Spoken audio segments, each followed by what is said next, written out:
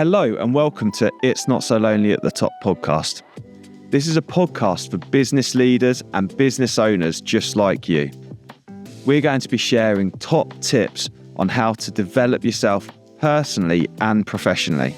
I'm going to be sharing updated podcasts on a regular basis, so please do make sure you subscribe, and I really hope you enjoy today's podcast. Hello and welcome to today's episode of INSLATT Podcast.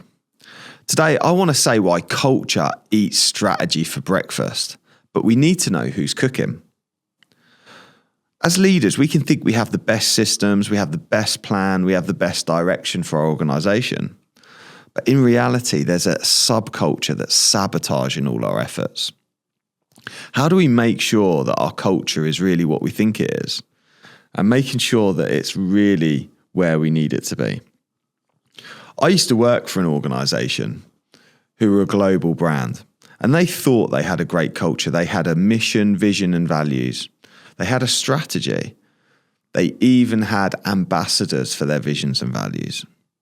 And they were absolutely doing their best, but they're a large organisation, and actually the subculture locally in the area of the business that I worked in was much more toxic than what they realised.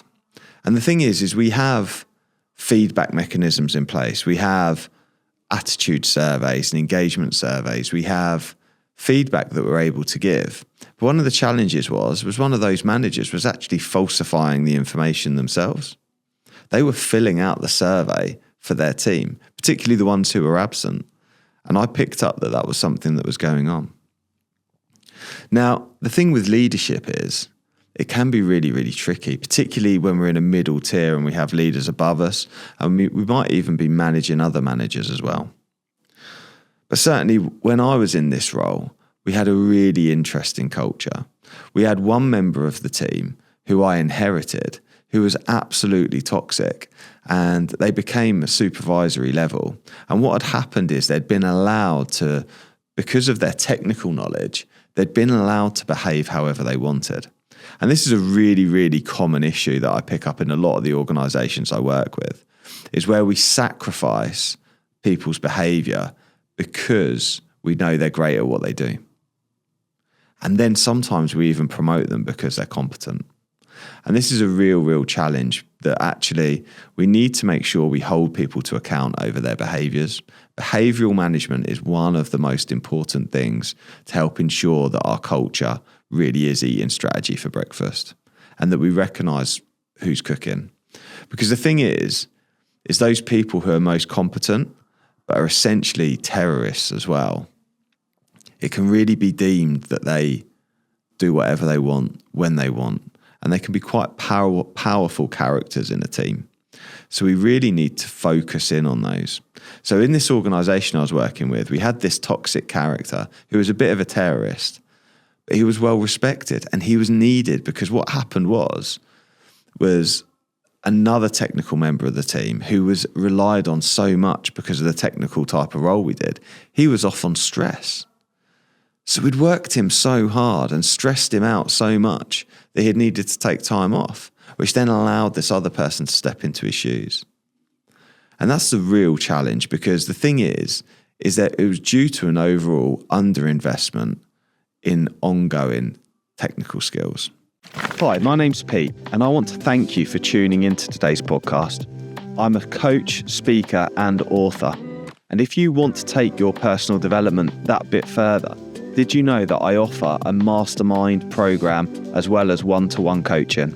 If you're interested, please do reach out on peterushmer.com. Because the thing is we end up relying on people. So there's a couple of issues here. One is we're not investing in developing the next generation. Okay. So what we allow to happen is people become overvalued based on their technical expertise. Okay. So they work their way through the organisation. And the other challenge is they're not picked up on their behaviour, and their behaviour isn't managed effectively. So it's two key fundamental issues. We need to make sure that we have a strategy for making sure that we properly develop new talent. We need to make sure that we properly manage behaviour. So what are my other suggestions around developing a fantastic culture? What about creating culture champions throughout the organisation who feed back and share both the leader's vision, but also distill that so that it's really meaningful for the team? They can then also feed back to leaders the things that are really going on. So that's one of my key suggestions. The second is around daily rituals.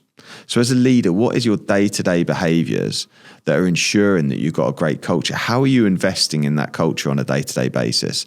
Are you making sure that you're available? Are you being visible in your organisation? Are you communicating effectively at all levels within your business?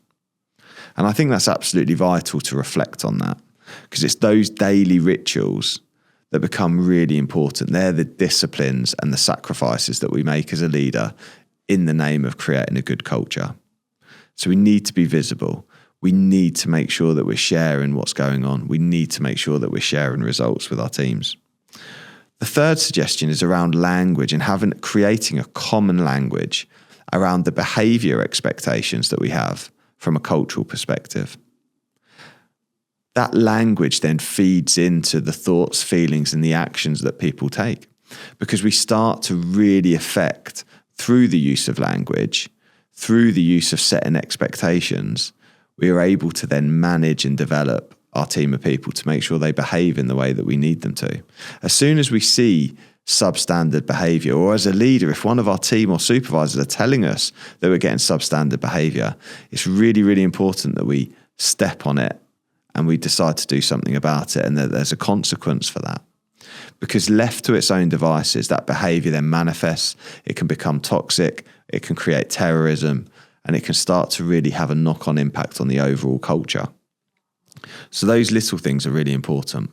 And the final thing, as well as culture champions, daily rituals, and language, the fourth one is around developing leaders. We need to make sure that our leaders and managers within our businesses are able to reinforce the messaging. They reinforce the language, they're properly trained to do so. They have those difficult conversations, and they're able to really challenge people effectively and support them to develop and nurture them and to do better. And that then, therein lies the quality of the culture. That's how we start to develop culture over time. It's in the fine details, it's in the daily rituals, it's in the language we use, and it's in the skills and development of our people and our leaders. It's in their attitudes and perspectives. It's about how they handle queries and complaints and issues. So we need to make sure that we develop them as much as possible and giving them regular feedback and appraisals on how that's going. So, culture eats strategy for breakfast, but who's cooking? Who's the one cooking in your organisation? And what's the culture really telling you?